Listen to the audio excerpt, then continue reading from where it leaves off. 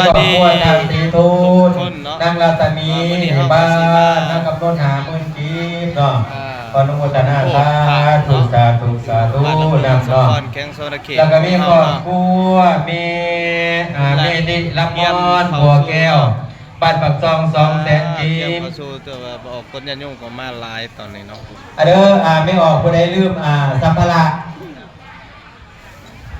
เอาแล้วจะลงทุนหาเบี้ยกันผู้ใดเบิ่งตรวจสอบถ้าบ่แน่ใจแล้วมาเปลี่ยนทั้งปีเด้อเนาะไม่ออกเนี่ยว่าผู้ใดลงกงกันหน่อยไปนี่บอกให้แน่เพิ่นมามีหมอนลงแหละผู้ใดลงแล้วตรวจสอบแล้วมันจะเป็นตรงมุ้ยหิวนี่เนาะมาเปลี่ยนกันเนาะเอาอันนี้ก็มีครอบครัวแม่ภูเขาเนาะมีแม่ภูเขาวรจิตบ้านปักซองเฮานี่เนาะ300,000 กีบสาธุแล้วมีครอบครัวแม่เพื่องทำมาเจริญ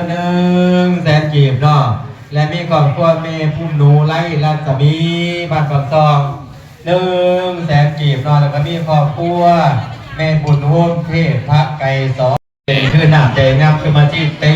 ดีคือพาเวียนให้ท่านแล้วให้มีส่งมาตามตั้งการงานในเจริญนอทรงลิ้วให้เป็นติ้วเป็นกันบ่มีวันต่อยทำให้มีการงานทำให้ได้โยนเริ่มร้ายแล้วอยู่บ่เศร้าโศกใหญ่เข่ามีแต่ความสุขอันตรายไปสุขยาเบียดตนเจ้าคอยเงินกำเข่าไหลมากคือน้ำเกียงให้ได้รับนับแต่แบ่งแรงเศร้าทุกวันจะได้การเด้อเนาะสาธุทั้งกันก็ได้บุญในดอกเลยเนาะนี่นะเพราะว่าการถ้าบุญก็ต้องลงทุนออกเงินออกแง่คือการสร้างคนอื่นได้บุญหลายได้ไปเกิด3 ยอดได้เนาะมีทางอยู่ใดเนาะนั่งวิสาขาเนาะผู้ต่อมาเนี่ยครอบครัวแม่เสียงคำหุ่งสีครอบครัวจานรับเงินแม่แก้วบุญเฮียงบ่เนาะคือบุญเกียงบุญเกียงนี่เด้เนาะ100,000 กีบบ้านน้องม่วงเนาะขออนุโมทนาสาธุนะเพิ่นขอให้เป็นเหตุเป็นปัจจัยได้บรรลุนิพพานยอดผลทานในครั้งนี้เด้อเนาะตามสมควรโอกาสต่อไปวันนี้ก็ถือว่าเฮาได้มาทำบุญเป็นชื่อว่าบุญก็คือเป็นความงามคุณงามความดีเป็นชื่อของความดีเป็นชื่อของความสุขบุญกุศลได้ให้ทานได้รักษาเมื่อวานชินอนเลยบ่อีนี่ขี้นะได้ฟังเทศน์ฟังธรรมหลายสิ่งหลายอย่าง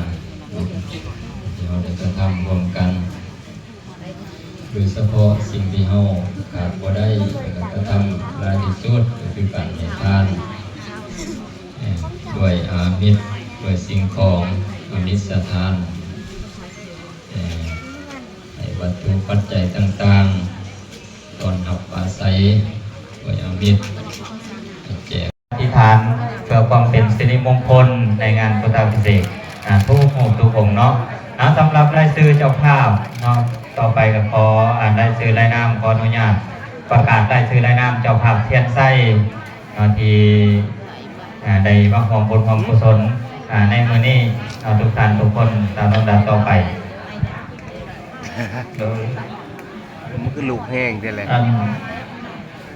จะได้เอาไม้เสียงไม้ขึ้นกันได้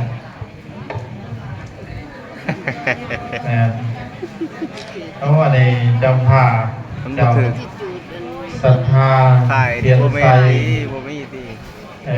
หลายเหลี่ยมเนาะเทียนไฟเป็นเทียนเถิงเบิร์ดเอามาเห็นในพิธีพุทธาภิเษกสมโภชผ่านกันไล่คือลูกแห้งแต่ละวันทางรถอยู่30 เล่มทางรถประมาณได้46 เล่มหวานยังคู่ลงทงยามมาได้1 บาททงยามไปได้ขนาดเด้อลงกันแล้วบาทไปเนาะยังใส่พัฒนาบอลโบราณจะมีเลยอันนี้นี่ครอบครัวฐานเทวาแก้วอาสาบานเมืองเป็นเจ้าภาพศรัทธา1 เล่มและมุทนาบุญน้ำทาน พนมพรนางมณีวันดับเมืองศรัทธาหนึ่งเหล่มแม่พลศักดิ์คำสุขถาวงบ้านดับเมืองเป็นเจ้าภาพศรัทธาอยู่หนึ่งเหล่มแม่ย่าและเทียมศรีบ้านดับเมืองเป็นศรัทธาหนึ่งเหล่มนางไมพูนมนต์สะอาดเป็นเจ้าภาพศรัทธาหนึ่งเหล่มนางวิสัยศรีนนท์เป็นเจ้าภาพศรัทธาหนึ่งเหล่มทางใจสมองงาม คนญาติโยมมา วัน สุ นา โข วัน ทัยหลายเด้ เป็นเจ้า อ ภาพ ทุก ศ ค รัท นเด้อธาหนึ่งเหล่มทางเสา แน่นแอ แส น น เล ส ย มนักแสนสมบัตินางจันทรเป็นเจ้าภาพเจ้าศรัทธาหนึ่งเหล่มทางนางเวียงไซทางเวียงไซนางใสนาทีรัตนาราศีบางรัตนาราศีเป็นเจ้าภาพ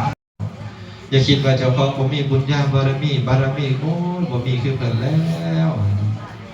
การได้เกิดเป็นมนุษย์พบพระพุทธศาสนานี่มันยากแสนยาก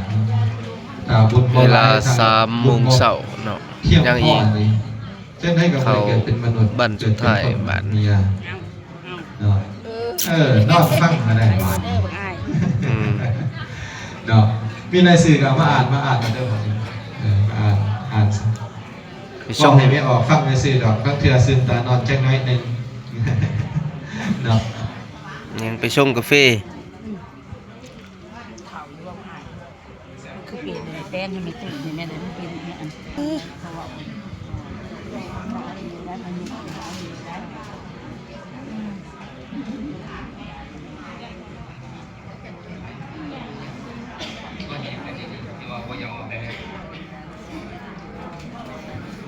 เรียก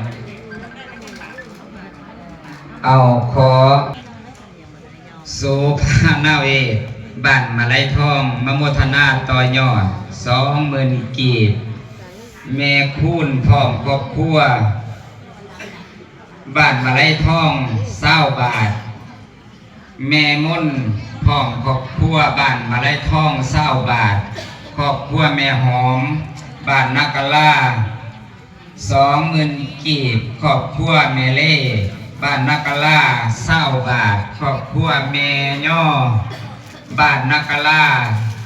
10,000 กีบครอบครัวแม่แหล่บ้านนักกะลา10,000 กีบครอบครัวแม่สีบ้านนักกะลา20,000 กีบครอบครัวนั่งลอยบ้านนวลวิไล20,000 กีบครอบครัวแม่ดามาลัยทองบ้านมาลัยทอง20 บาทโนโกตมัสสะนามิเตปฏิปัตตาอมตังวิคัยอาราธามุทาเนพุเตงพุเสียน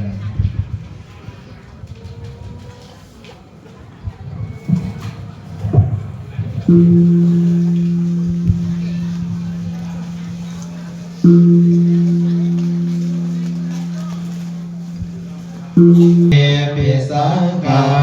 การังกเวชันโตทุกขาจาติปุณังหาการะกะทิโทสิปุณังเอหังนากาหัสสิสัพพะเทภาสุกาภาคาคากุตังวิสังขตาวิสังขา